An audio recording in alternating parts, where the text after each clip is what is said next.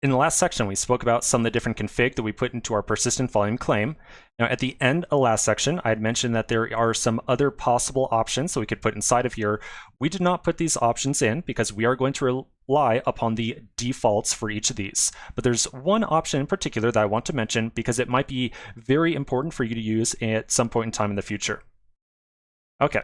So I want you to imagine kind of what happens behind the scenes when we hand that persistent volume claim off to Kubernetes.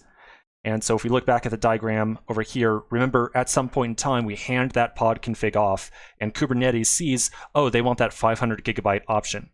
And so Kubernetes has to go and find either that pre-configured, pre-created ahead of time persistent volume or make one on the fly. So think about what's going on behind the scenes there. We're essentially saying to Kubernetes, hey, I need 1 gigabyte worth of storage. Can you get me something that meets these requirements? That's what the persistent volume claim is really doing. So Kubernetes gets that, and then we're going to imagine what exactly happens on your computer when you run this stuff. We can kind of imagine that Kubernetes probably says something like, all right, well, I'm on this developer's personal laptop, or maybe I'm on their personal desktop. Not a lot of storage options available here.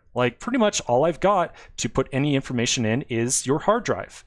So on your computer, by default, Kubernetes is going to say, you know what, I'm going to make a slice of your hard drive that is 1 gigabyte large. And so we can imagine on your hard drive, we get this 1 gigabyte little piece of your hard drive that is going to be a persistent volume. And that persistent volume gets handed back over to your pod.